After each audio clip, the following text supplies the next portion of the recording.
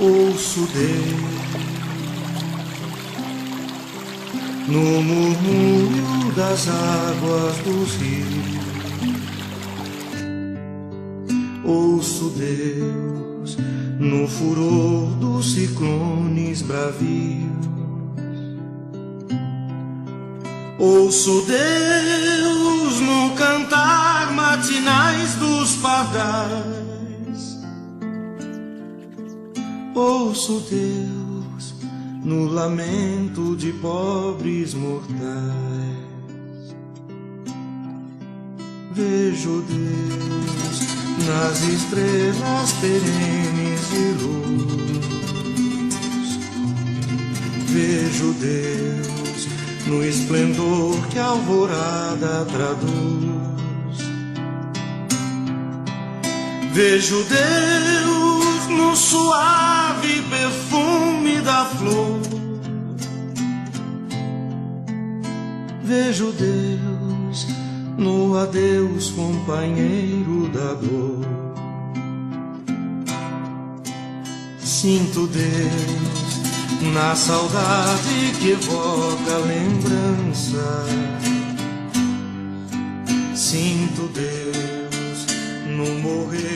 Boa noite a todos.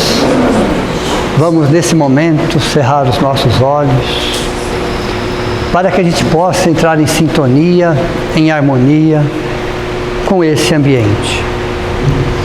É um momento que, através de uma respiração tranquila, serena, vamos relaxando o nosso corpo físico, porque é um momento que recebemos um passe espiritual.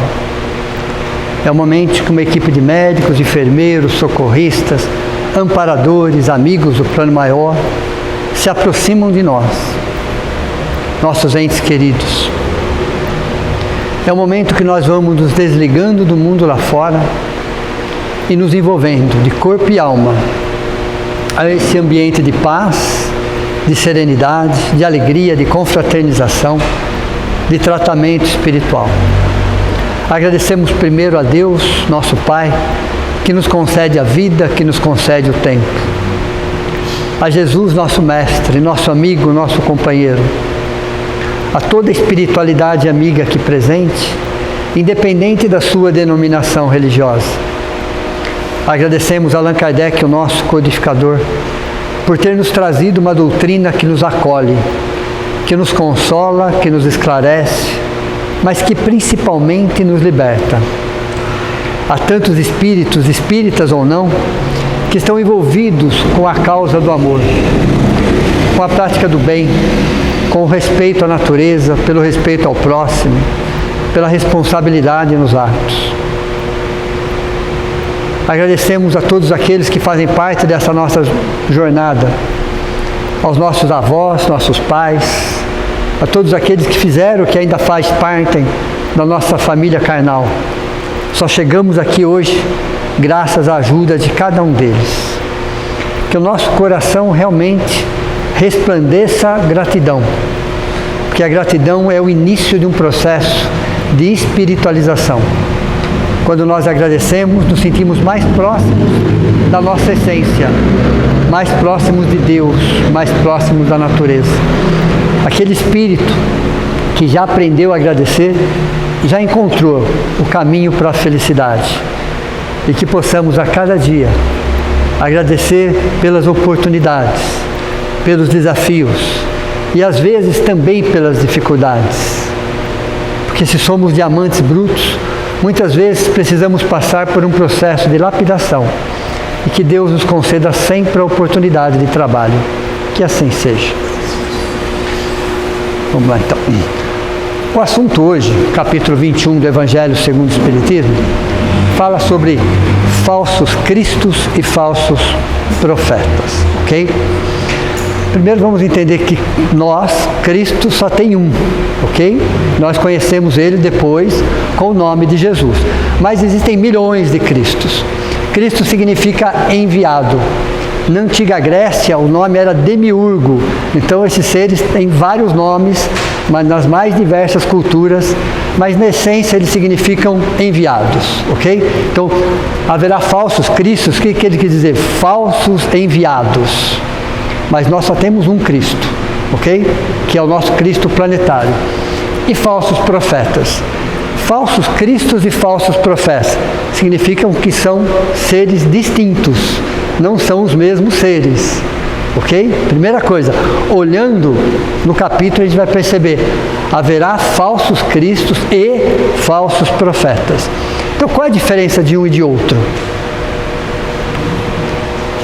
Os cristos vêm em primeiro lugar. Os profetas vêm em segundo lugar. Os cristos são responsáveis pelas ideias, pelo planejamento. Os profetas propagam essas ideias, esse planejamento. Entenderam? Então, de quem é a ideia principal? São dos cristos. O que os profetas fazem? Propagam. Então, nós temos no Velho Testamento 17 profetas. O que eles estavam fazendo? Propagando a ideia do Cristo. Quando nós falamos que os profetas do Velho Testamento receberam direto as informações de Deus, não é bem assim. É lógico que na época deles, eles ainda não conheciam Cristo, mas eles estavam recebendo as ideias do Cristo, que depois nós chamamos de Jesus. Ok? Jesus vem na história muito antes, muito depois do Velho Testamento, ok? Mas foi ele, como Cristo, que trouxe as ideias. Antes do planeta Terra existir, há 4,5 bilhões de anos, ele já era um Cristo. Então os antigos profetas estavam sobre a sua ideia. O que os profetas faziam? Propagavam essa ideia. Então a primeira diferença que nós temos que saber é que os cristos vêm antes dos profetas.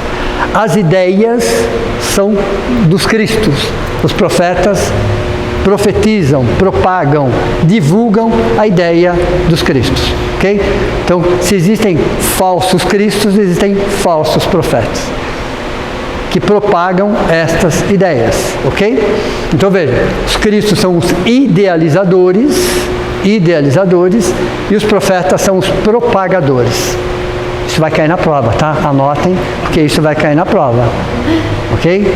Tudo bem? Então os cristos sempre vêm antes dos profetas. Os profetas divulgam as ideias dos cristos. Então os profetas são aqueles, teoricamente falando, que falam em nome de Deus. Então qual é o conceito de profeta? Falam em nome de Deus. No caso, falam em nome de um Cristo. Ok? É que na época do Velho Testamento não tinha essa ideia do Cristo. Então eles falavam em nome de Deus. Eram inspirados por Deus. Hoje nós sabemos que eram inspirados por Cristo. Ok? Aquele que prediz o futuro, enviado de Deus. Então, quem são os profetas? É aqueles que predizem, são inspirados por uma inteligência maior. Essa inteligência maior são os cristos. Tudo bem? Então essa é a primeira coisa que tem que saber, quem são os cristos, quem são os profetas, para a gente não achar que eles são os mesmos seres, as mesmas entidades. Isaías é o primeiro profeta do Velho Testamento. Os 4 profetas maiores do Velho Testamento são os profetas verdadeiros, foram inspirados. Temos Isaías, Jeremias, Ezequiel e Daniel. Mas no Velho Testamento são 17 profetas no total.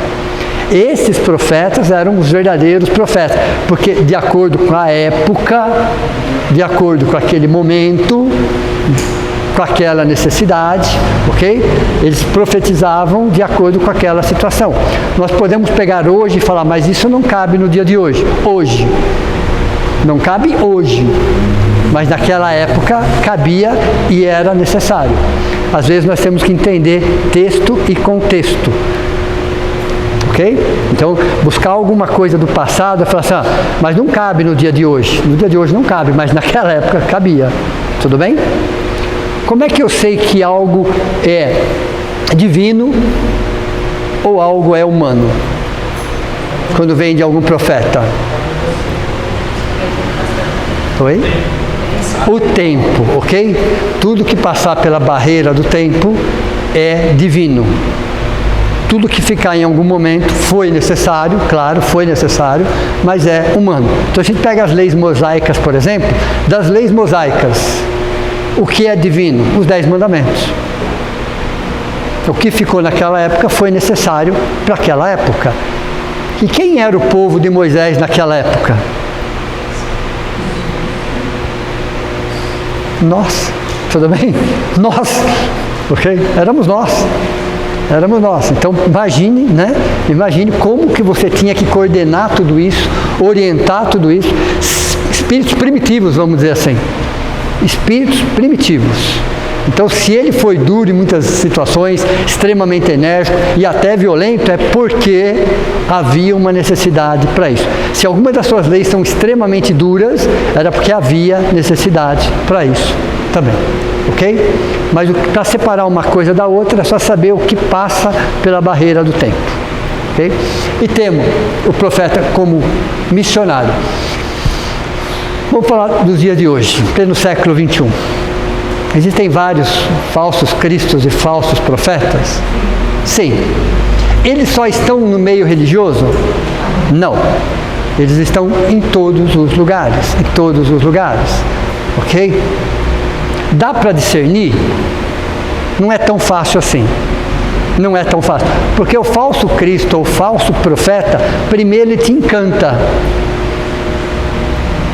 Ele vai te envolvendo, ele vai falando exatamente aquilo que você quer ouvir. Muitas das coisas que ele fala faz realmente muito sentido. Então ele vai te conquistando aos poucos. Então, e ele não tem pressa. 1 ano, 10 anos, 20 anos, 30 anos, para ele não é nada. Eles são planejadores a médio e longo prazo. Então, se eles querem alguma coisa para daqui 30 anos, 40 anos, 50 anos, eles começam hoje a te encantar, te conquistar. Então, não é tão simples assim você conseguir separar. E por que será que o nosso mundo hoje, né, nessa fase de transição que nós estamos, eles estão em todas as partes? Então, eu vou contar um segredinho para vocês, então. A partir de 1950 até os dias de hoje, foram abertas as portas do umbral. Literalmente falando, eu não estou brincando. É sério o que eu estou falando. Ok? É sério o que eu estou falando. É verdade. Ok? É verdade. Ok? Ah, não é da época dela? Ah, entendi. Ah, só nós, né? Só nós. Literalmente falando. E por que isso? Porque é necessário que nessa época, nesta fase, nesse momento, o joio e o trigo cresçam juntos. É necessário isso, que se cresça o joio e o trigo, para que o trigo possa ser trigo. Deu para você entender ou não? Para frente toda essa turbulência, todas essas situações, ele consiga de alguma forma ver qual que é o seu real valor de todas essas coisas que estão acontecendo. Então foram abertas as portas do umbral por 2 razões. Existem 2 razões, porque muitos espíritos não teriam condições nenhuma de reencarnar, não teriam, e pela misericórdia divina, sob a coordenação do Cristo, de Jesus, foram para eles dado essa última oportunidade.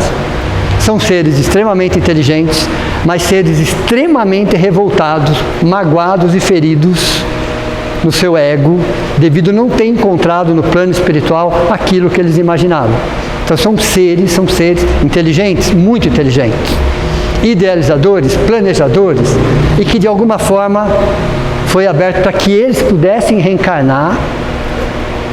Uma última oportunidade para eles, claro, são os nossos irmãos, é evidente, dentro da misericórdia divina, por que não? Claro, mesmo sabendo que na fase de transição que nós estamos vivendo, seria a última oportunidade. É a última, já reencarnaram várias vezes, já fizeram grandes estragos várias vezes, não teriam mais condições de reencarnar. Houve uma permissão do alto, misericórdia divina, claro, evidente, são irmãos nossos, mas em contrapartida, fazer com que nós ou as pessoas tenham contato com essas ideologias e possam se posicionar. Deu para você entender ou não? Por exemplo, o barulho só escuta o silêncio. O ódio só escuta o amor. Deu para você entender ou não? Então, era uma forma de dar uma nova oportunidade para eles e também reforçar aquilo que nós estamos aprendendo há 2000 anos. Porque nós temos um contato com o Evangelho há 2000 anos. Culturas diferentes, momentos diferentes, formas diferentes, mas a essência do Evangelho não mudou em 2000 anos. Então, até que ponto nós aprendemos? E como é que eu sei se eu aprendi ou não? É a prática, não é a prática? Porque a teoria eu tenho. 2000 anos de teoria eu já tenho. Como é que eu vou aprender a lição do perdão? Perdoando. Simples assim, não é assim? Mas se ninguém me magoar, eu não tenho como aprender essa lição na prática. Então, quer dizer, tudo isso que está acontecendo é justamente colocando em prova 2000 anos do Evangelho. Então é necessário que nessa turbulência que nós estamos vivendo, todos, o mundo todo, frente a tantos conflitos, e a gente fala que os conflitos materiais são grandes, eu diria que eles são menores, comparados com os conflitos ideológicos. E as pessoas que estão na plano espiritual, que ainda estão completamente, elas ainda vão ter oportunidade? Então, deixa eu falar, a partir de 1950, tirando alguns daqui, né? Então, a partir de 1950 até os nossos tempos, estão reencarnando. Ainda estão reencarnando, mas desencarnando não retornam mais. Deu para vocês entenderam ou não? Então, a partir de 1950, abriram as portas. Olha, para as próximas décadas, todos vão reencarnar. Significa que o umbral está vazio. Reencarnamos todos. É a última oportunidade, por causa da fase de transição. A fase de transição, você mudou a sua vibração. Você está na vibração transitória, que é provas, expiações, regeneração, não quer dizer que você esteja em regeneração, não. Mas você está nessa fase de transição entre provas, expiações e regeneração, é uma vibração, ok? Não são palavras, é o que você vibra. Sabe aquele doente que acredita na própria doença? É esse. Diga. Então é a última oportunidade de reencarnar em provas e expiações. Exato, nesse momento de transição. Se eu sou da regeneração, não vou mais. Não, mas aí é missão. Aí é missão. Esses espíritos, eles vão reencarnar em provas e expiações? Sim. Planeta Terra, 1500 anos atrás. Entenderam ou não? É provas e expiações. Mas nessa fase de transição. Então, se você está em regeneração, você pode reencarnar. Pode reencarnar onde você quiser. Mas já é missão. A sua vibração é outra. A sua vibração. Não importa se você está encarnado ou desencarnado. O que importa é a sua vibração. Se ele não mudou a vibração. Se ele não mudou. Reencarnou, não mudou, não vai reencarnar. Não vai, ele mantém, desencarnando ele não volta. Todo mundo hoje não vai. Oi? Você tirou o sono de todo mundo. Acho que eu tirei o sono de todo mundo, né? Essa é a ideia. Se a gente morreu, a gente vai pra lá, a gente vai pra cá. Vamos dizer assim, se nós desencarnássemos, nós, hoje, como é que está a nossa vibração? Não estou falando da vibração do nosso dia de hoje, pessoal. É a vibração normal. Nós temos 3 auras, vamos explicar melhor. Temos a aura emocional. O que é a aura emocional que nós temos? De acordo com as nossas emoções, ela oscila. Tudo bem? Você está chateado, você está alegre, você está magoado, você está ferido. Essa aura emocional, ela varia de acordo com suas emoções. Naquele dia, naquela semana, naquele mês. Tudo bem? Aí estou falando da aura espiritual. Que ela não é emocional. É a sua vibração. É a sua constante, vamos dizer assim, ok? O que você pensa durante o ano, o que você pensa durante a década, melhorando, claro, evidente, mas você percebe que se você é contra a guerra, por exemplo, você é sempre contra a guerra. Isso é uma constante dentro de você. Se você respeita a natureza, daqui 10 anos você está respeitando a natureza, entenderam? Essa constante melhorou, mas já era algo dentro de você. Então, espíritos de regeneração são doentes que acreditam na própria doença. Então são doentes. Espíritos de provas e expiações não acreditam na própria doença. O mundo está doente. As pessoas estão doentes. Está tudo errado. Só eu que estou certo. Deu para vocês, entenderam? Para uma pessoa dessa, só tem duas formas de fazer as coisas. A dela e a errada. Entenderam? Ela só conhece a dela e a errada. Então como é que você sabe? É essa vibração. Então são doentes que não acreditam na própria doença. Tudo está errado. Só reclamam de tudo. Isso são espíritos de provas e expiações que desencarnando já não voltam mais. Deu para vocês entenderam ou não? Então a partir de 1950 se abriu as portas do umbral e reencarnaram tudo. Por duas razões. Primeiro, misericórdia divina, ok? Sempre, claro. E colocar-nos em provas. Em provas, não em expiações. Qual é a diferença? Quando que eu me coloco em prova? Quando eu sei a teoria. Não é assim? Se eu já sei a teoria, necessariamente eu preciso me colocar em provas. Então você cresce o trigo e o joio juntos. Vai crescer lado a lado, vai crescer lado. Então nós estaremos juntos de um turbilhões de conflitos, de ideologias, para que a gente possa se posicionar. Porque veja, fazer silêncio onde todo mundo está quieto, ser educado onde todo mundo é gentil, não estou vendo nada aí, pessoal. Eu não estou vendo nada. Ok? Então você tem que mostrar o que você é. Você tem que mostrar o que você é. Essa é a sua prova. Por mais que o mundo caminhe por um lado, você sabe qual é o caminho que deve seguir. Entenderam? Então vejam. Conhece-se as árvores pelos frutos. Então vamos tentar aqui hoje discernir um pouco, melhorar o nosso filtro em relação a falsos cristos e falsos profetas. Primeiro vamos falar da característica de um verdadeiro Cristo, de um verdadeiro profeta, independente se ele está na religião, está na filosofia, ou está na ciência, ou está nas artes, tudo bem? Independente da área que ele esteja atuando, dá para reconhecer? Dá. Não é fácil, mas dá. Primeira característica de um verdadeiro Cristo ou um verdadeiro profeta. Primeiro, humildade. A humildade é a principal característica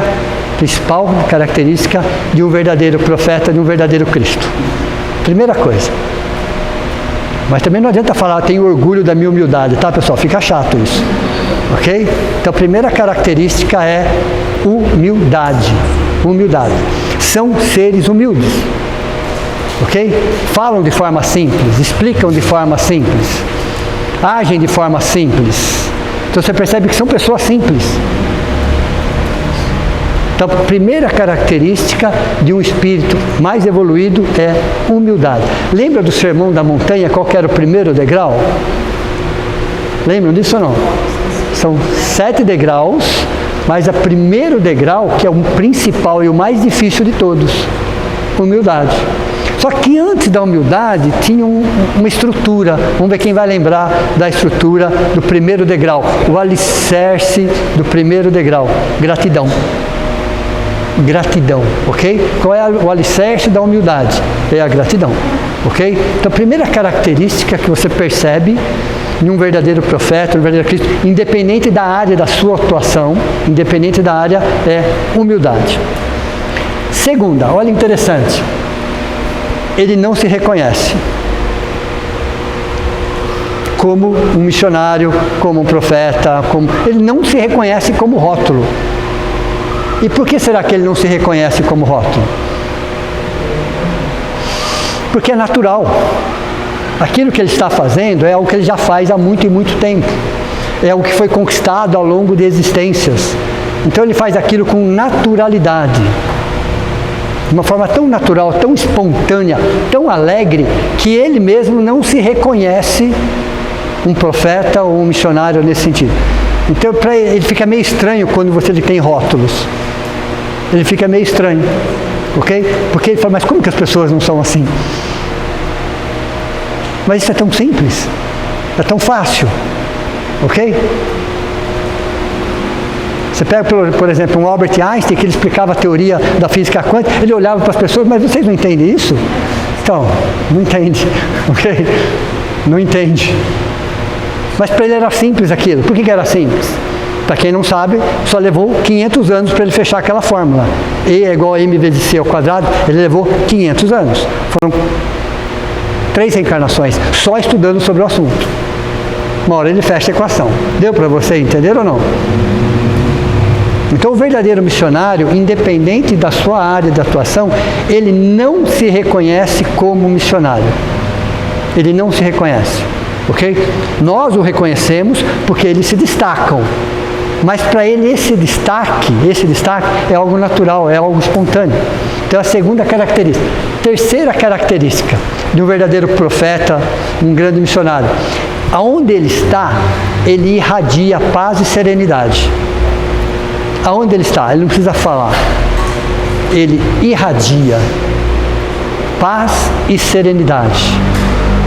É como se ele transpirasse aquilo que ele sente, aquilo que ele pensa, aquilo que ele respira. Então ele vive numa atmosfera fluídica, espiritual, tão leve, tão serena, que ele acaba irradiando isso para fora de si. Isso é natural, é uma conquista espiritual. E o quarto, ele vive aquilo que ele ensina. Ele é um exemplo material daquilo que ele ensina. Então veja. Então essas características de um verdadeiro missionário, independente da sua área de atuação. Se essa é a característica de um verdadeiro missionário, quais seriam as características de um falso missionário?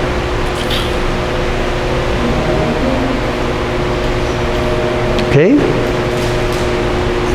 De um falso Cristo ou de um falso profeta. Ele também tem as suas características. Vocês concordam ou não? Num primeiro momento você pode confundir? Até que pode. Até que pode. E por que ele confunde? Existe um processo obsessivo. Vamos falar um pouquinho do livro dos médiuns agora, ok? Quem já estudou o livro dos médiuns, tem um tema lá, tem um capítulo lá que fala sobre obsessão. O que é obsessão? É a influência negativa de um espírito sobre o outro. Esse é o conceito de obsessão. Tudo bem? Pode ser de encarnado para desencarnado, de encarnado para encarnado, de desencarnado para desencarnado, pode ser de encarnado para desencarnado, porque é a influência negativa de um espírito sobre o outro. Quer dizer que eu, como encarnado, eu posso estar obsediando um espírito que está desencarnado? Sim. Mais do que vocês imaginam. Um encarnado pode obsediar outro encarnado? Oi? Muito mais do que a gente imagina, né?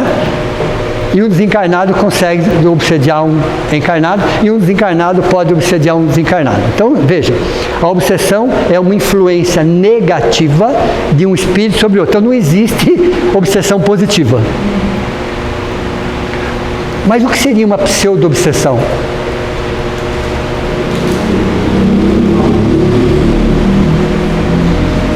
Olha que interessante. Isso não está no livro dos médiuns, tá? Isso é o que eu estou colocando um pouco para vocês à parte aqui. Então existe um processo chamado pseudo-obsessão. Existe antes da pseudo-obsessão, existe algo chamado auto-obsessão. Existe isso? Nós conseguimos nos obsediar? Muito mais do que a gente imagina, não é isso? Nosso pior obsessor somos nós mesmos.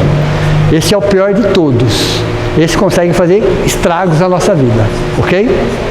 Então existe o processo de obsessão, começa sempre por uma auto-obsessão. Todo processo obsessivo começa primeiro por uma auto-obsessão. Sempre. Essa é a regra básica. Tudo bem? Saindo da auto-obsessão, eu tenho a pseudo-obsessão.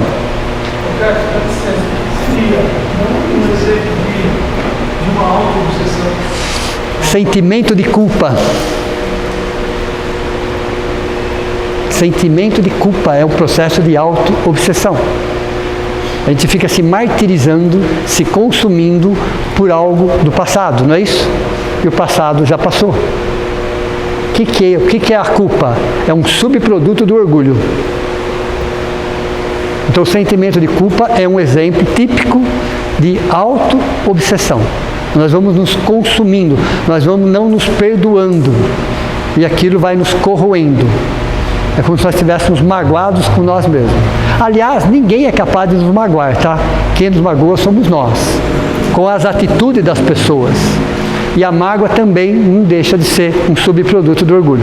Então o processo de auto-obsessão é a desamor, a falta de cuidado, a falta de higiene mental e física. Veja, olha quantos processos de auto-obsessão. Quando a pessoa se abandona, quando ela fica ociosa. Veja, isso é um processo de auto-obsessão. Primeira causa de obsessão é o ódio. A segunda causa de obsessão é a ociosidade. A segunda causa de obsessão é ociosidade. Então, a ociosidade é um processo de auto-obsessão. Se eu estou me auto-obsediando, o que acontece? Aí eu sou obsediado. Deixemos de ser obsessores e não seremos mais obsediados. Deixemos de ser obsessores e não seremos mais obsediados. Olha interessante isso.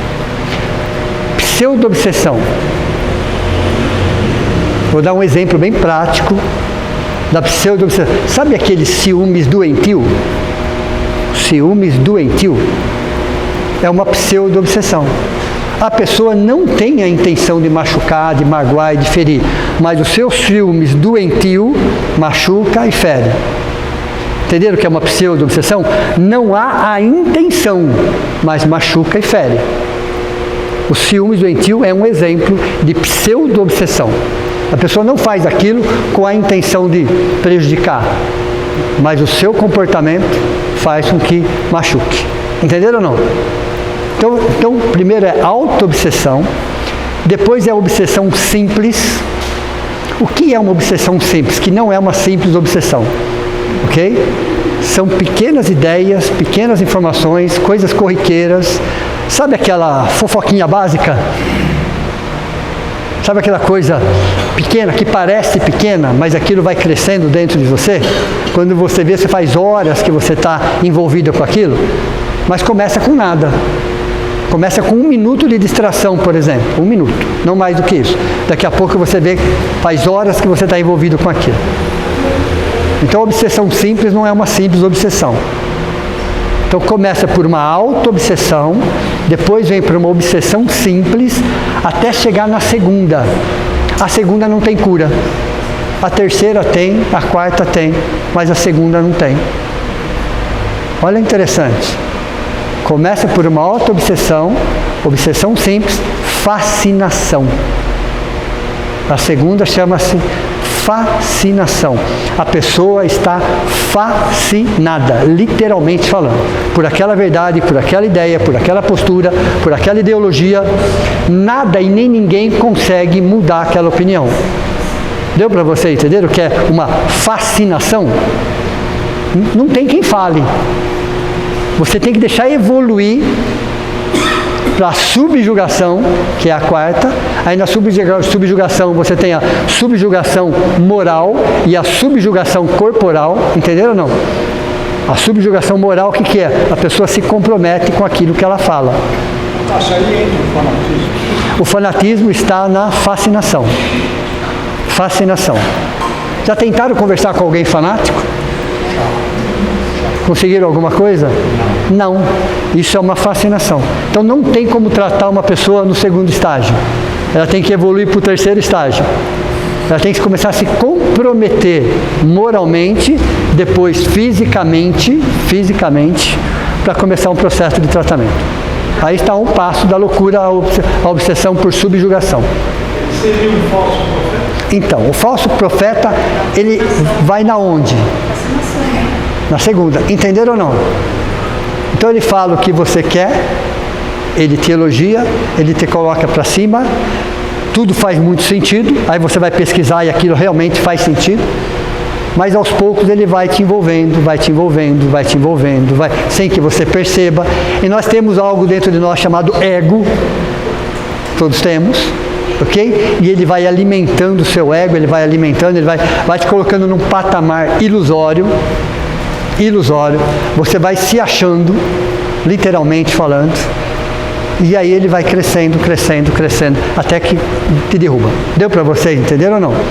Então os falsos cristos e os falsos profetas, eles começam de uma forma muito leve, muito solta, muito educada, muito técnica, falando de evangelho, falando de paz, falando de amor, falando de perdão, falando de tudo aquilo que você já sabe, e aos poucos vai te envolvendo, vai te envolvendo, vai te envolvendo. É lógico que isso não se sustenta por muito tempo, é evidente, mas até o momento que você está fascinado.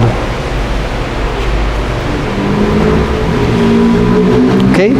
Então, quais são as características, o que buscam os falsos cristos e os falsos profetas? São 4 tópicos. Às vezes é 1, às vezes são 2, às vezes são 3 e às vezes são 4. Ok? Primeiro tópico que busca depois de um tempo, ok? Depois que você está fascinado. Primeira coisa, o materialismo, o imediatismo, o consumismo, a prosperidade material. Ok? A prosperidade, não que a doutrina espírita não faz ideologia à pobreza, não é isso. Mas é uma prosperidade material, um imediatismo, um consumismo, um materialismo. Então o falso profeta, com o tempo, ele começa a te envolver com coisas materiais. Por que com coisas materiais? Porque isso enche os nossos olhos, não é assim? Brilham os nossos olhos. Então é um materialismo, é um consumismo, não é o consumo, é um consumismo, é um imediatismo que você tem que desfrutar da vida nesse momento, tudo atrelado a valores materiais, a posições sociais. Tudo bem? Então os falsos profetas, eles alimentam em demasia, em exagero, toda essa situação material. Esse é o primeiro tópico. Segundo tópico, que eles buscam muito, o poder. O poder. Ok? O poder. Às vezes até mais do que o materialismo. Às vezes o poder está em primeiro lugar. Mas normalmente o poder vem em segundo lugar.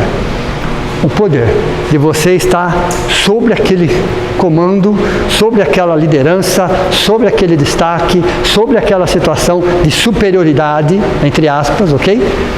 Para que você esteja coordenando alguma coisa nesse sentido. Então os falsos cristos e os falsos profetas alimentam o quê? Essa ânsia de poder. Quer conhecer uma pessoa? Dá o poder para ela. É exatamente isso que eu estou falando, pessoal. Quer conhecer alguém? Dá o poder para essa pessoa. Em 3 meses, aí você fala assim, o poder muda as pessoas? Não. O dinheiro muda as pessoas? Não. Só revelam o que elas já são. Só faltava oportunidade. A melhor forma de conhecer alguém é você dar o poder para ela. Em 3 meses ela se revela. Por quê? O poder fascina. O poder fascina. Então os falsos cristos e os falsos profetas vão buscar o materialismo para encher os nossos olhos, ok? Depois vão buscar o poder para que você se sinta realmente diferenciado, superior às pessoas, numa condição de privilégios nesse sentido, ok? E vão para o terceiro. O terceiro buscam isso também, o sexo sem responsabilidade. Sem responsabilidade, ok? Aí a doutrina inicial, eu vou falar de uma forma mais profunda na aula que a gente vai ter em dezembro sobre esse assunto. Mas eu só vou dar uma pincelada. O que nós chamamos de sexo, a espiritualidade superior usa a mesma palavra, só num conceito completamente diferente. Porque para nós, quando nós aqui, falamos em sexo, na nossa mente já vem uma relação sexual periférica, carnal, tudo bem? Para a espiritualidade superior, é vida. A palavra sexo para eles é sinônimo de vida. E nada contra a relação carnal. Mas eles falam que é importante até, mas é muito pouco dentro do contexto. Dentro de um contexto. Sexo para eles é sinônimo de vida. A principal e a primeira força do espírito é a força do pensamento. Ok? Nós somos uma energia pensante. A segunda maior força do universo é a energia criadora. Sexo. Só para vocês terem uma ideia. Dos princípios espirituais, começando agora, aos cristos galácticos, vamos falar assim, ok? Eles usam essas duas forças. Aos princípios espirituais, aos cristos. São essas duas ferramentas que eles usam. A força do pensamento e a energia criadora. Deu para você entender ou não? Então ela está conosco desde o momento da criação, simples e ignorante. Essas duas ferramentas. Lógico, nós não tínhamos consciência dela lá atrás. Chegou nesse momento da nossa evolução, começamos a ter consciência dessas duas forças poderosíssimas. Existe uma teoria, não é uma teoria espírita, faz parte da filosofia, fala sobre mentalismo. Já ouviram falar disso ou não? Olha que interessante. Essa filosofia diz que antes que tudo aconteça, materialmente falando, aconteceu aqui. Deu para vocês entenderem ou não? Então, por exemplo, essa mesa existe, claro, mas ela existiu antes na mente de alguém. Vocês concordam ou não? Alguém imaginou a mesa antes dela existir. Assim é o universo. Então, o mentalismo significa que tudo que existe, absolutamente tudo que existe, antes de existir materialmente, existiu na mente de alguém. Chama-se mentalismo. Força do pensamento. Força do pensamento. Então, a força do pensamento viaja à velocidade da luz. Para nós, para os espíritos superiores, a velocidade é maior do que essa. Olha, interessante. O nosso pensamento viaja à velocidade da luz. 300 mil quilômetros por segundo. Essa é a velocidade da luz. Chegaríamos daqui na Lua em 1,2 segundos. Chegaríamos daqui na Lua, que dá 384 mil quilômetros, em 1,2 segundos. Chegaríamos no Sol em 8 minutos e 20 segundos. São 150 milhões de quilômetros que separam a Terra do Sol. Viajando nessa velocidade, eu chego lá em 8 minutos e 20 segundos. Entenderam a velocidade da luz? A nossa galáxia, Via Láctea, uma delas, né? São milhões de galáxias, que é a forma de uma espiral. Vocês já viram isso ou não? Já viram o desenho dela? É a forma de uma espiral, ok? E nós estamos na periferia, para quem não sabe, tá? Nós estamos aqui, não estamos no centro da galáxia, não. Estamos a 30 mil anos-luz, 30 mil anos-luz distante do centro. Então, moramos na periferia da nossa galáxia. A nossa galáxia, o diâmetro dela, tem 100 mil anos-luz. Viajando à velocidade da luz, eu vou levar 100 mil anos. Sai o espírito primitivo, chega o espírito puro desse lado. Ó. Entenderam ou não? Rapidinho, em 100 mil anos. Rapidinho, em 100 mil anos. Então a nossa galáxia é tão grande que de um extremo no outro, viajando à velocidade da luz, 300 mil quilômetros por segundo, eu vou levar 100 mil anos.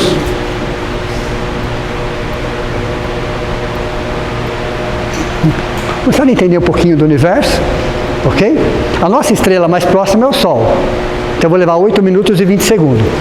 A outra estrela mais próxima a nós, parecida com o Sol, leva 4,8 anos luz para chegar aqui. Para a gente chegar até lá, vai levar 4,8 anos, viajando na velocidade da luz. Tudo isso para falar da força do pensamento. Esse é só um comparativo científico, ok? Para vocês verem o nosso pensamento, em que velocidade que ele trabalha. Ok? Então nós pensamos, já estamos. É quase que instantâneo. Quase que instantâneo. Então vejam. Essa terceira condição aqui, sexo sem responsabilidade. Você usa o seu pensamento e a sua energia criadora para atender interesses desconexos, sem responsabilidade. Então esses espíritos estão entre nós, falsos cristos, falsos profetas, implantando ideologias em todas as áreas humanas, já repararam ou não? Implantando ideologias para que a gente possa analisar, refletir, filtrar, observar, entender e aí sim se posicionar. Então, os idealizadores dessas ideologias são falsos cristos. Aí seus falsos profetas, o que eles fazem? Propagam. Então as ideias vêm dos falsos cristos, a propagação vem dos falsos profetas, que levam isso para o mundo todo. Para o mundo todo. Ideologias de preconceito, de racismo, todo tipo de colocar o ser humano contra o ser humano. E se você colocar a sua segunda energia mais poderosa em desequilíbrio, o que vai acontecer? Você se desestrutura completamente. É a segunda força mais poderosa que nós temos. Só para vocês terem uma ideia, e Jesus fecundou a vida no planeta Terra. Ele usou o quê? A energia criadora. Entenderam ou não? Fecundou a vida no planeta Terra. Então, quando a gente fala em sexo na visão espiritual, é uma amplitude que vocês nem imaginam. E nada contra a relação carnal, nada, absolutamente nada. Ok? Mas é muito, mas muito maior do que a gente consegue imaginar. Eles falam que quando você coloca duas moléculas juntas, que dá uma terceira molécula, ali é uma relação sexual. Olha que interessante. Então essa relação sexual, vamos dizer assim, acontece em todos os reinos da natureza cósmica. Em todos os reinos da natureza cósmica. Eles chamam de sexo. Eles chamam de sexo, porque é vida. Entenderam? Então os falsos cristos, os falsos profetas, eles querem de alguma forma deformar essa segunda energia. Primeiro com ideias, só que você já está fascinado. Você não passou pelo filtro, ok? Você passa a aceitar tudo sem nenhum filtro, sem nenhuma peneira, vamos dizer assim, ok? E o quarto? O quarto ponto que eles levam muito em consideração, falsos cristos e falsos profetas: religião sem espiritualidade. Olha, o que é religião sem espiritualidade? Aliás, o que é espiritualidade? Olha que interessante isso. Espiritualidade, a gente podia ampliar todo esse conceito, mas lembram da palavra universo? Vocês se lembram? Ali é um conceito de espiritualidade. Ali é um conceito de espiritualidade. Religião sem espiritualidade é o fanatismo. É a religião utilizada somente para conquistar valores materiais, poder, às vezes situações sexuais também, mas numa religião onde você não une. Você só reúne pessoas com os mesmos interesses. Deu para vocês que pensam da mesma forma. Que é um tipo de religião sem espiritualidade, que só enxergam os seus interesses. Às vezes interpreta o texto de acordo com o seu interesse, para atender às suas necessidades. Aí é um fanatismo. Aí é um fanatismo. Então o falso profeta e os falsos cristos, vamos dizer assim, primeiro os falsos cristos trazem a ideia e os falsos profetas propagam. O que eles estão buscando? Valores materiais, posições sociais, tudo bem? O poder, o uso do sexo de forma indiscriminada, sem responsabilidade, sem respeito, e uma religião dona absoluta da verdade, para atender os seus interesses. Mas como é que eles conseguem isso? Eles ficam por décadas alimentando, trazendo informações, te conquistando. Chega um momento que você está fascinado. Aí você não consegue discernir mais. Você passa a ser um joguete na mão dessas inteligências. Agora, eles são 100% responsáveis por isso? Não. Lembra quando começou sobre a auto-obsessão?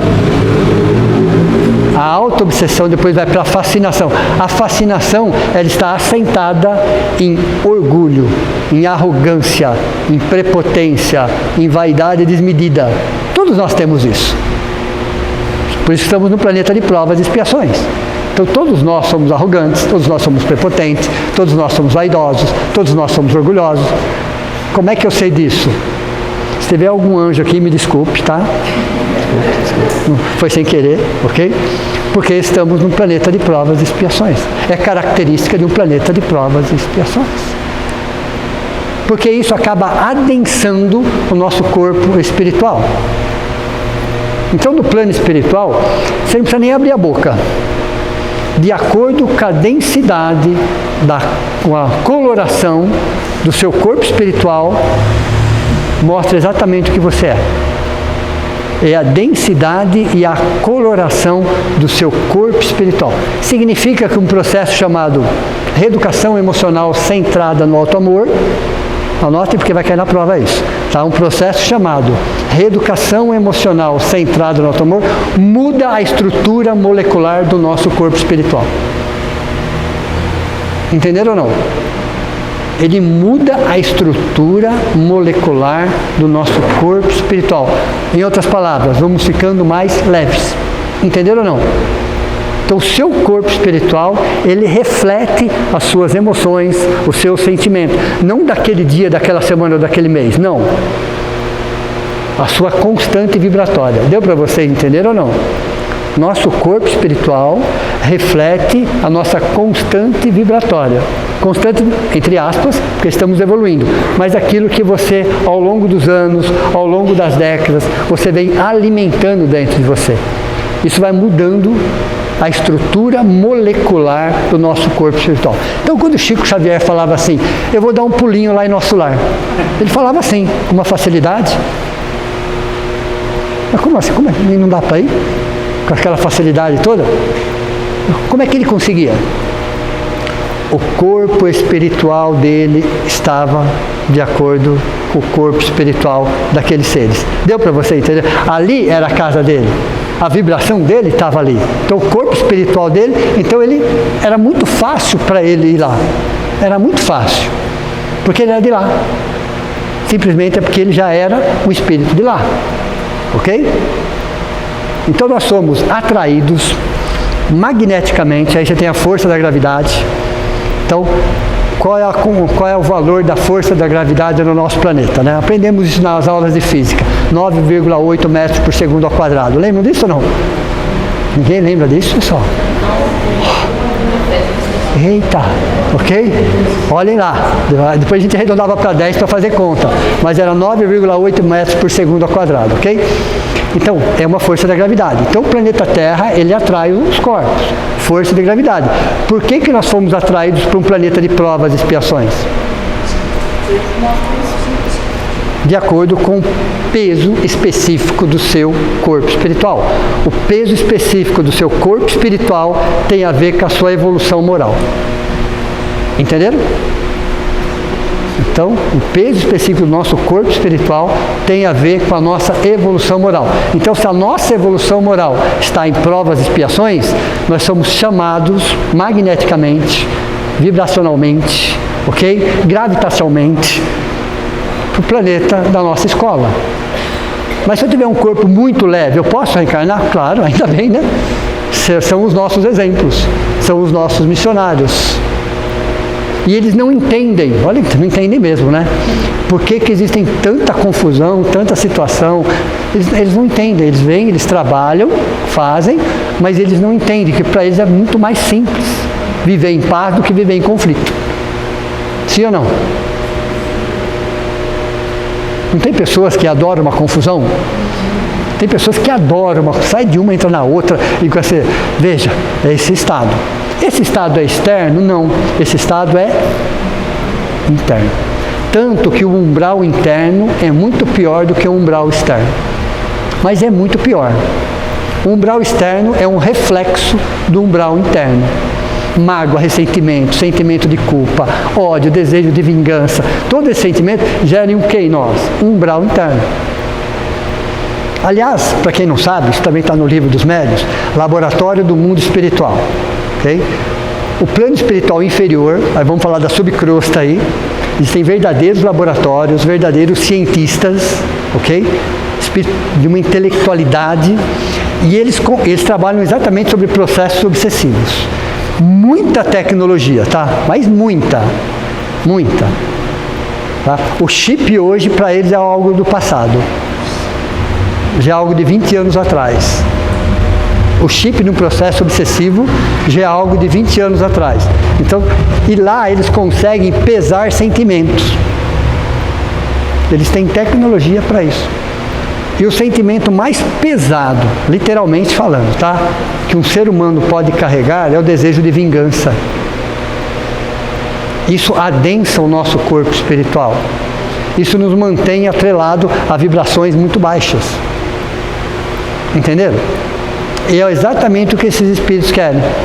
Então, falsos cristos e falsos profetas que sempre existiram, são espíritos que sabem que eles não conseguem deter a evolução por muito tempo, mas às vezes por 1000 anos eles conseguem. O que aconteceu na Idade Média?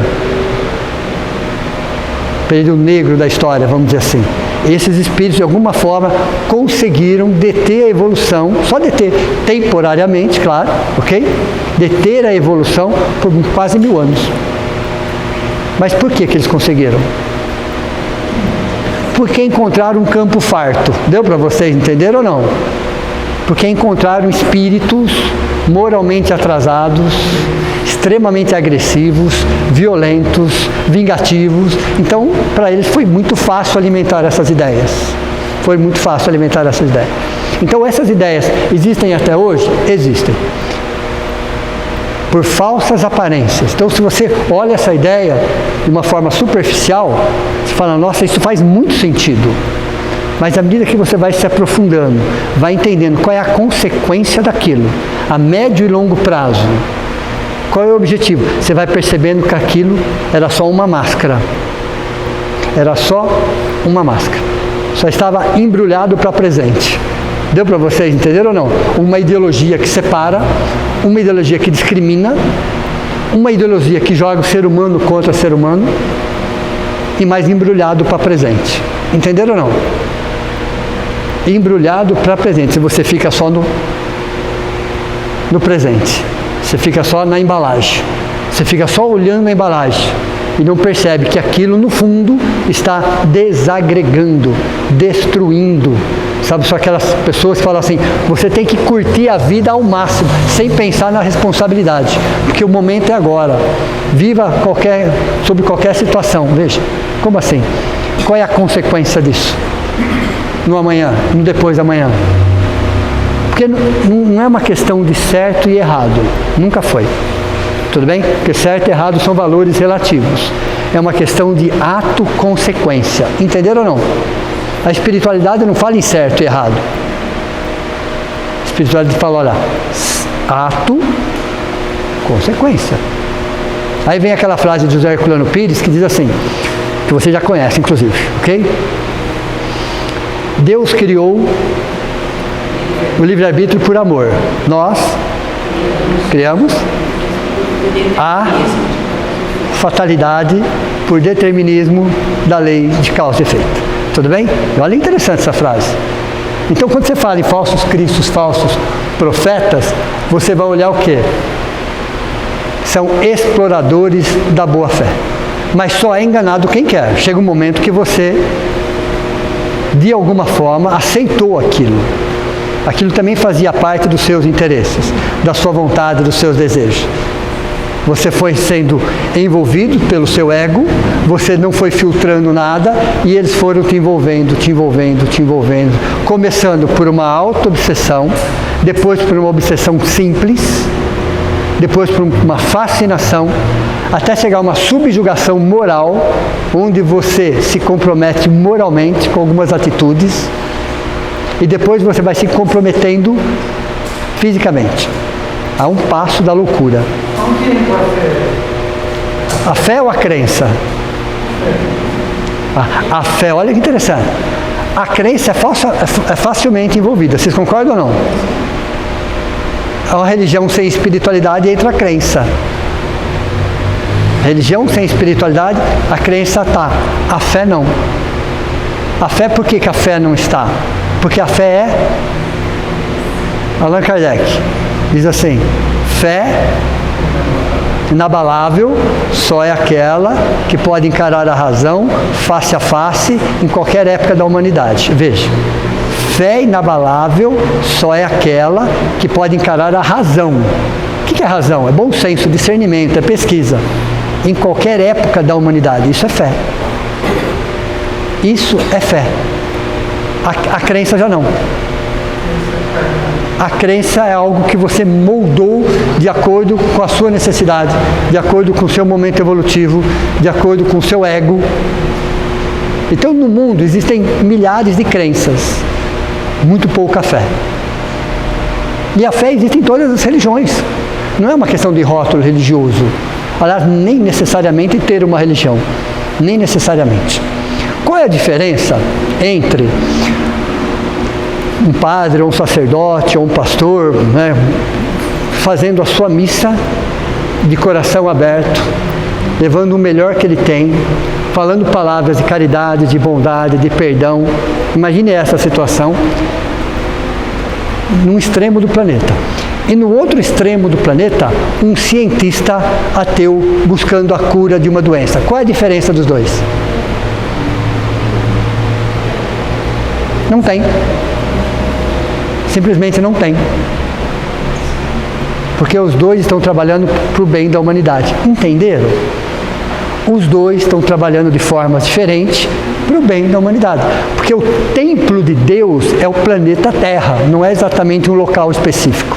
Entenderam ou não? O planeta Terra. Então não importa o que você esteja fazendo. Você é uma pessoa de bem? Isso que interessa. O resto, pessoal. Aliás, qual é o nome da religião dos espíritos superiores?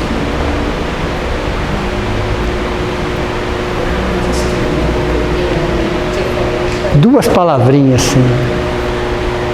Duas palavrinhas assim. Isso vai cair na prova, pessoal. Estamos no final do ano. Vai ter uma... A primeira palavrinha começa com a letra F. A segunda palavrinha começa com a letra A. Filosofia astronômica. Guardem essa, tá? O nome da religião da espiritualidade superior chama-se filosofia astronômica. Primeiro, o nome da religião. A palavra religião, no sentido, é uma palavra de origem latina, religare.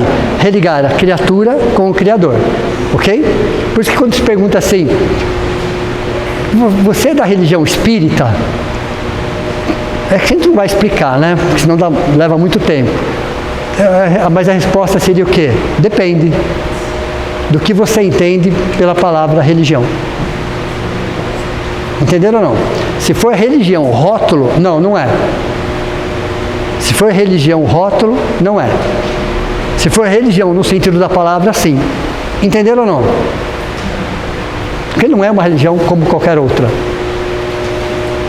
Tem uma questão do Livro dos Espíritos que fala assim, o Espiritismo se tornar-se-á uma crença popular ou ficará restrito a algumas pessoas? A resposta é sim e não. Não como rótulo, sim como conceito. Entenderam ou não? Não como rótulo por uma questão de preconceito. Então, como rótulo, não. Mas como princípio, sim. Porque ela trabalha 7 princípios. Ela estuda, pesquisa e se aprofunda em 7 princípios. Deus, imortalidade, reencarnação, livre-arbítrio, lei de causa e efeito, mediunidade e pluralidade dos mundos habitados. São 7 princípios universais, estudados pela doutrina espírita. Então isso vai ser estudado com outros nomes, sem problema nenhum. Sem problema nenhum, mas são os mesmos princípios. Entenderam? Então, religião espírita, no sentido da palavra religião, sim. Uma palavra de origem latina que significa religar criatura com o Criador. Então, o nome da religião dos espíritos superiores Então já entrou a palavra religião aí, no sentido da palavra. Filosofia. O que é filosofia? O amor ao conhecimento. Sim ou não? Filosofia nada mais é do que o amor ao saber, ao conhecimento. Astronômica. Porque é através da astronomia que a gente começa a entender a grandeza de Deus. Lembra que eu falei da Via Láctea? E são milhões de galáxias. Milhões. E eu não estou exagerando, pessoal. Isso é ciência. Nós estamos falando de uma galáxia. Existem milhões, literalmente falando, de galáxias. Maiores do que a nossa, menores do que a nossa. Então, a religião da espiritualidade superior chama-se filosofia astronômica. Então, eu coloquei religião, filosofia e ciência. Que a astronomia é uma ciência. Entenderam ou não? Então, quando fala em religião, não fica fechado em coisa, fica... amplia. Filosofia, ciência e religião. Então, os verdadeiros profetas, os verdadeiros cristos, os verdadeiros profetas, eles têm essa característica, então dá para você começar a discernir depois de um tempo, porque o falso profeta começa por aqui também, claro, evidente, mas aos poucos ele não se mantém, ok? E o verdadeiro profeta, ele se mantém porque isso já é natural. Aos poucos, os falsos profetas começam a trazer ideias controvérsias. Aí você tem que ter o discernimento e o filtro. Ok? O discernimento e o filtro. E nós vamos ver o apóstolo Paulo que dizia assim, já naquela época, ele dizia assim, examinai tudo, retende o que é bom. Então nós estamos mergulhados hoje em muitas vibrações. Muitas. São só vibrações desconexas? Não. Tem muita vibração boa. Tem muita vibração. Aliás, para quem não sabe, mais de 3/4 da população mundial são pessoas de bem. Mais de 3/4 da população mundial são pessoas de bem. São pessoas que estão buscando crescer, evoluir, estão respeitando a natureza, que estão fazendo o seu melhor dentro da estrutura que eles têm. Menos de 1/4 ainda não entenderam o recado e fazem muito barulho. Então eles aparecem mais. A diferença é que eles aparecem mais porque eles fazem muito barulho. E eles têm audiência, inclusive. Mas mais de 3/4 da população mundial hoje são pessoas de bem. São pessoas que estão buscando se melhorar, de alguma forma. Então, para nós hoje, estar nesse turbilhão de coisas, não é exatamente uma expiação, é uma prova. É uma prova. Para provar até que ponto nós aprendemos a lição, até que ponto está difícil para aprender a lição, precisamos de ajuda, precisamos de amparo, precisamos de informação, porque há uma permissão da espiritualidade superior, em que o trigo cresça junto com o joio. Porque vai chegar o momento da colheita, vocês concordam? No momento da colheita, você vê bem a diferença entre um e outro. O joio simplesmente esfarela. Não tem nada, não tem semente, não tem conteúdo. E o trigo tem a semente, ok? Então, mas é necessário que os dois cresçam juntos.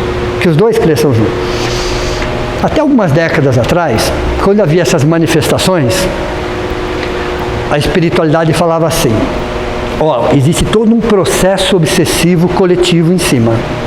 Tudo bem? Então as pessoas faziam alguns absurdos, saíam quebrando coisas, porque existia um processo obsessivo.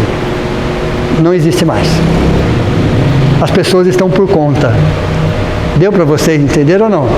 Então, em muitas manifestações, esse processo obsessivo está sendo bloqueado para deixar as pessoas por conta. Porque se você está por conta, você vai pôr a culpa em quem? Deu para vocês entenderem ou não? Então, eles não são contra a manifestação. Nada. Não são contra isso. Mas o que você vai fazer quando você estiver lá? Em todas as manifestações. Qual é a ideologia? Qual é a vibração? Qual é a ideia que você defende? É a sua vibração. Então nós estamos sendo eu não gosto de usar muito essa palavra, tá? Entre aspas. Escolhidos, eu não gosto dessa palavra escolhidos, mas eu vou usar ela. Pela vibração que nós estamos irradiando. É a nossa vibração. É a nossa vibração. Então, por mais que esteja difícil muitas situações, onde nós somos bombardeados diariamente por notícias completamente fora de contexto, é a hora de discernir. Nós temos o Evangelho. Nós temos o Evangelho. Por isso que o Evangelho é o único livro que não evolui. Quem evolui somos nós. Então, no Evangelho, e principalmente em Jesus, por que eu falo principalmente? Porque todo o Evangelho, Velho e Novo Testamento, está materializado em Jesus. Tanto o Velho Testamento, tanto o Novo Testamento, está materializado em Jesus nas suas atitudes. Eu não estou falando dos atos extraordinários, tá? Não estou falando. Nem posso falar em milagres, porque milagre não existe. Ok? Só que ele sabia determinar essas situações e como manipular algumas energias que nós não sabemos até hoje. Ok? Então, mas se você pega Jesus como ser humano, é o Evangelho. Tanto o Velho Testamento quanto o Novo Testamento está materializado em Jesus como ser humano. Todo o Evangelho. Então, se a gente analisasse o comportamento de Jesus como ser humano, nós temos todo o Evangelho. Aliás, de todas as religiões, cristãs ou não cristãs. Porque ele era a própria materialização do amor. Ele é a própria materialização do amor. Por isso que na questão 625 fala guia e modelo da humanidade. Não é da angelitude. Guia e modelo da humanidade. E não fala V de Cristo. V de Jesus. Porque Jesus era uma personalidade. Um ser humano. Deu para você entender ou não? Então, quando a gente tem alguma dúvida em relação a alguma coisa, fala... Aliás, é uma perguntinha bem básica essa, tá? Só para complicar um pouquinho mais. Só para complicar um pouquinho mais, tá? Para terminar a aula assim. Ok? Frente a essa situação que eu estou vivendo, como seria o comportamento de Jesus frente a essa situação? Frente à dificuldade que eu estou vivendo, frente ao conflito que eu estou vivendo, como será que ele reagiria a essa situação? Não pense, tá? Mas eu não sou Jesus, por favor, não pense dessa forma. Se vocês pensarem, né? Pensamento muito rápido, eu já captei o pensamento de alguns, não pensem dessa forma. Que eu não estou falando do Cristo, estou falando de um ser humano. De um ser humano, ok? Então, frente ao conflito, frente à situação, frente à minha dificuldade, o que Jesus faria se estivesse no meu lugar? Se ele é guia e modelo, eu preciso usar de um parâmetro. Vocês concordam ou não? Se a questão 625 do Livro dos Espíritos fala que ele é guia e modelo, então eu posso usar esse parâmetro. É justamente para usar esse parâmetro. É pensar, tá, se Jesus estivesse no meu lugar, passando por essa situação, como seria a reação dele? Deu tela azul aí, pessoal? Calma. Né? Mas temos que pensar, não temos? Nós temos que pensar. Não, mas é fora de parâmetro. Pega alguém mais próximo. Pega um Chico Xavier. Pega uma Madre Teresa de Calcutá. Pega um Frei Damião. Quer dizer, nós temos referências mais próximas do que nós. Mas precisamos usar dessas referências. Se eu quero ir para o degrau de cima, necessariamente eu tenho que me espelhar em quem está no degrau de cima. Jesus, no caso, estava encarnado. Ele era um ser humano. Nasceu como qualquer criança, se alimentava como qualquer pessoa, se vestia como qualquer pessoa, falava a língua de qualquer pessoa na época. Então, se eu faço essa pergunta, se dentro dessa situação Jesus estivesse aqui, como ele reagiria? Isso me ajuda a entender melhor. Isso é o verdadeiro Cristo, é o verdadeiro profeta. Entenderam? É passar tudo pelo crivo, e a doutrina espírita nos ensina isso. É passar toda a comunicação pelo crivo da razão e do bom senso. O falso Cristo e o falso profeta não suportam, literalmente falando, que você passe as mensagens as informações, as orientações dele pelo crivo da razão e do bom senso. Enquanto os verdadeiros estimulam, deu para vocês entenderem ou não? Os verdadeiros estimulam passar tudo pelo crivo da razão, do bom senso, do discernimento e da pesquisa. Os falsos cristos e os falsos profetas não estimulam. Por quê? Porque é onde você vai conseguir. Ok? Entenderam? Então tudo isso está acontecendo? Tá. E que bom. E nós estamos em provas. Nós estamos em provas. Significa que é uma oportunidade. É uma oportunidade de saber o que fazer e o que não fazer. Porque esses espíritos nos ensinam pelo exemplo e pelo contra-exemplo. Entenderam ou não? Até pelo contra-exemplo eu estou aprendendo alguma coisa. Como não ser, como não fazer. Isso é importante na nossa fase de regeneração. Se nós estamos buscando isso, é bom que a gente tenha esse discernimento e esse filtro para nós, para mudar a nossa vibração, para mudar a estrutura molecular do nosso corpo espiritual, através do quê? De bons sentimentos. E qual que é o sentimento do século XXI? O principal. Eita!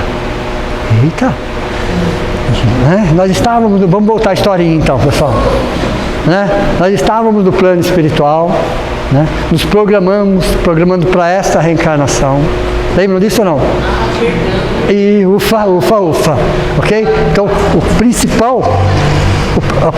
nosso principal sentimento para ser trabalhado nessa existência, de forma prática, é o perdão. O auto-perdão. O perdão. Nós vamos melhorar os outros sentimentos, mas é esse que é o sentimento que está, de alguma forma, nos mantendo patinando, nos mantendo pesado, nos mantendo ainda fincado. Quando eu começar a porque isso é um processo, começar a entrar no processo de perdão, minha estrutura molecular já vai mudando. Entrar num processo de perdão, que pode levar décadas, não tem problema. Não tem problema. Mas entrar num processo de perdão já muda a estrutura molecular do meu corpo espiritual. Veja.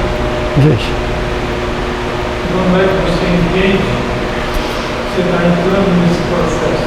Quando eu começo a ter dificuldade de relembrar os detalhes do acontecido. Entenderam ou não? E é tão interessante isso, é tão interessante, que a própria vida, a própria natureza, o próprio tempo, vai nos colocando outras coisas, sim ou não? E à medida que eu vou me envolvendo com outras coisas, necessariamente preciso, aquilo vai ficando para trás, sim ou não? Mas o meu orgulho, a minha arrogância, a minha prepotência faz com que eu lembre daquilo todo dia. Todo o dia. Então, a partir do momento que eu não posso esquecer um dia, porque se eu esquecer já fica um dia para trás. Porque a vida vai me empurrando sempre para frente, sempre para frente. Então, quando eu começo a ter dificuldade em lembrar ou relembrar dos detalhes, isso já é um processo de perdão. Já está o processo de perdão já acontecendo dentro de nós. Veja. E às vezes, muitas vezes, na maioria das vezes, precisamos de uma professora. Uma professora eficiente, corretora de desvios comportamentais. A dor. Mas ela só vai doer o suficiente. Entenderam ou não? Olha, interessante. A dor só vai doer o suficiente. Que doa como nunca, para nunca mais doer. Entenderam ou não? Que doa como nunca, para nunca mais doer. Mas é uma escolha. É uma escolha. A vida é feita de escolha. Escolha. Tá? Mas fala assim, mas é muito difícil mudar. Existe algo chamado neuroplasticidade autodirigida. Nós temos uma estrutura no nosso cérebro que chama amígdala. Já ouviram falar disso ou não? Não é só que tem na garganta, tem uma no nosso cérebro. A amígdala ela é responsável por rotina. Ela adora uma rotina. Verdade. Tá? Ela adora uma rotina. Ok? Então ela faz com que você faça sempre as mesmas coisas, sempre do mesmo jeito, pensa sempre da... Ela está ali para isso, é a função dela. É a função dela. Então você vai fazendo as coisas no automático, e vai pensando no automático, e aquilo vai se repetindo sempre. E a função dela é isso, é uma questão de sobrevivência, inclusive. Ela está ali, existe uma razão. Mas nós chegamos num momento que eu posso dar uma revertida nisso. Eu consigo, de alguma forma, reverter esse padrão dela com pequenos gestos. Pequenos gestos. Por exemplo, se eu abro a porta do carro sempre com a mão direita, eu vou começar a abrir com a mão esquerda. Deu para vocês entenderem ou não? Se eu sempre faço as mesmas coisas do mesmo jeito, tenta fazer de um outro jeito. Ela faz assim, ó, ela não entende o que está acontecendo. Mas isso fortalece a sua estrutura de mudança. Entenderam ou não? Então nós temos uma estrutura cerebral, então neuroplasticidade autodirigida fala que nós precisamos ter vontade. Ter vontade. Se eu não me engano, é a questão 906 do Livro dos Espíritos.